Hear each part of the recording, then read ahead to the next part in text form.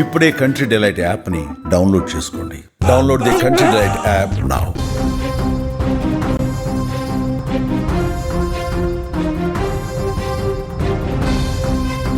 భారీ బ్లాస్టింగ్ పాకిస్తాన్ను మరోసారి భయాందోళనకు గురిచేసింది. పాకిస్తాన్లోని ఖైబర్ పఖ్తుంఖ్వా ప్రావిన్స్లోని ఉత్తర వజీరిస్తాన్ జిల్లాలో సైనిక కాన్వాయ్పై ఆత్మాహుతి బాంబర్ పేలడంతో 13 మంది సైనికులు అక్కడికక్కడే మృతి చెందినట్టు తెలుస్తోంది.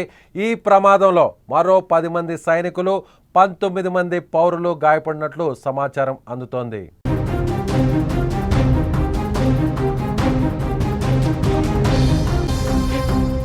మరోపక్క పేలుడు దాటికి సమీపంలోని ఇళ్లు కూడా ధ్వంసమైనట్లు తెలుస్తోంది. పేలుడు దాటికి 2 ఇళ్ల పైకప్పులు కూలాయని, 6 చిన్నారులు గాయపడినట్లుగా ఖైబర్ పఖ్తుంఖ్వాలో విధులు నిర్వహిస్తున్న ఓ పోలీస్ అధికారి మీడియాకు తెలిపారు.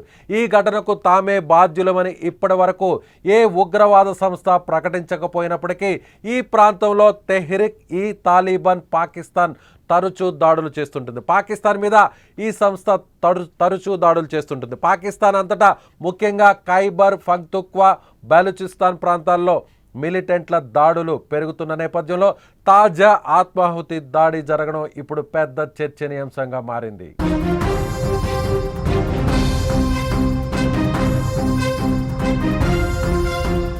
ఇదిలా ఉంటే ఈ ఏడాది మార్చిలో 10 మంది టీటీపీ మిలిటెంట్స్ను హతమార్చినట్లు పాకిస్తాన్ సైన్యం ప్రకటించింది. వారు దక్షిణ వజీరిస్తాన్లోని జండోలా చెక్ పోస్టు సమీపంలోని ఫ్రాంటియర్ కార్ప్స్ క్యాంపును లక్ష్యంగా చేసుకొని ఆత్మాహుతి దాడికి పాల్పడిన సమయంలో ఎదురు కాల్పుల్లో వారిని హతమార్చామని వెల్లడించింది. అలాగే మార్చి నెలలో బెలూచ్ లిబరేషన్ ఆర్మీకి చెందిన మిలిటెంట్లు గుడాలార్ పిరుకున్రీ సమీపంలోని జాఫర్ ఎక్స్ప్రెస్ ప్యాసింజర్ రైలుపై దాడి చేసి 21 మంది ప్రయాణికులు మరియు 4 పారామిలిటరీ సైనికులను చంపారు. తాజాగా ఆ ఆత్మాహుతి బాంబర్ దాడితో పాక్ సైన్యం అప్రమత్తమైంది. ఇప్పటి వరకు ఆపరేషన్ సింధూర్ తర్వాత పాకిస్తాన్కు దెబ్బ మీద దెబ్బ తగులుతోంది.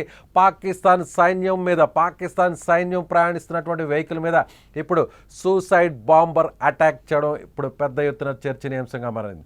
మరోవైపు పాకిస్తాన్లో వరదలతో అతలాకుతలమవుతున్నటువంటి అక్కడ స్థానిక ప్రజలు పాకిస్తాన్ ప్రభుత్వంపై తీవ్రంగా మండిపడుతున్నారు.